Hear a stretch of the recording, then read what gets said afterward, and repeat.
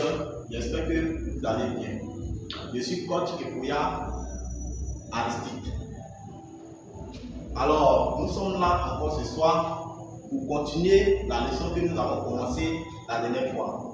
Et nous sommes sur leçon 1, la connaissance de l'homme.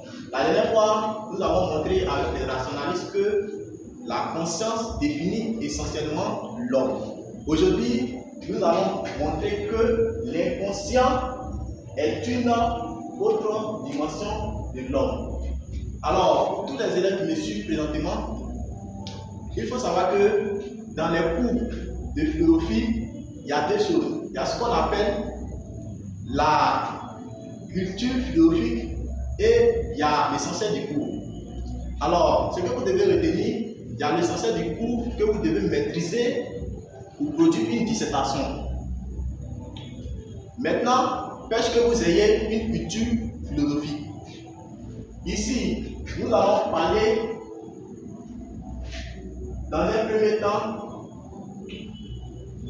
des limites de la conscience. Ici, il faut comprendre par insuffisance limite. Donc, dans un premier temps, nous allons montrer les limites de la conscience. Pourquoi? Parce que justement, selon Freud, c'est parce que la conscience a des limites que l'inconscient est légitime. Et Freud montre dans son ouvrage L'état psychologique tout simplement que l'hypothèse de l'inconscient est nécessaire et légitime parce que les données de la conscience sont extrêmement lacunaires. Autrement dit, les limites de la conscience justifient la théorie de l'inconscient. Et en parlant des limites de la conscience, les philosophes du soupçon, notamment Karl Marx, Nietzsche et Freud, montrent que ce n'est pas la conscience qui caractérise l'homme. Et Karl Marx, par exemple, explique que c'est le milieu social et l'éducation qui confère à l'homme sa manière de penser. Pour Nietzsche,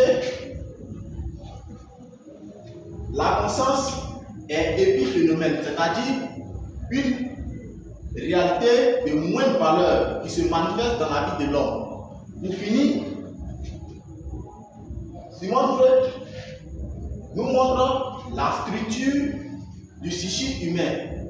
Pour tous ceux qui ne comprennent pas le langage philosophique, le psychisme, c'est la partie immatérielle du cerveau. C'est là où se trouvent les facultés. Et donc, Sigmund Freud nous montre trois instances. Le ça qui représente l'inconscient, le sur-moi qui représente le préconscient, le moi qui renvoie au conscient.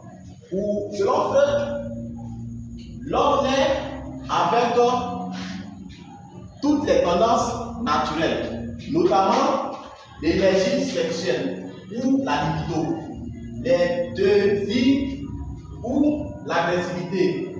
Ce sont les tendances naturelles qui sont innées en l'homme et qui se résument en deux mots, à savoir le thanatos, qui est l'instinct d'agressivité et de mort, Eros, qui est l'instinct de plaisir et de vie. Alors, il faut comprendre que le sur-moi à la naissance était vide. C'est au fur et à mesure qu'il va remplir. D'abord, à partir des interdits parentaux,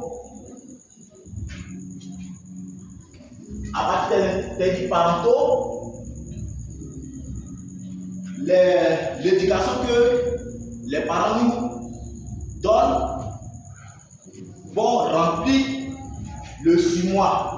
Et les lois et les règles sociétales, nous sommes dans une société qui est régie de lois. Alors les lois vont venir s'inscrire sur le sumoir. Et nous avons la morale religieuse. Par exemple, chez les musulmans et les chrétiens, il y a une morale selon les religions. Il y a une morale selon les religions qui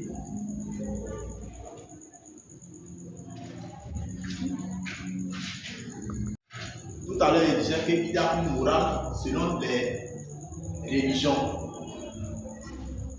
Et tout cela va conforter la conscience morale. Et plus tard, plus tard, c'est la partie où l'homme devient conscient, d'où le moi. Et c'est pourquoi on parlera de l'activité intellectuelle, le sens de responsabilité et la libre arbitre. Donc voilà ce qu'il faudrait retenir de cette notion. Merci de votre aimable attention. Sur ce, à bientôt.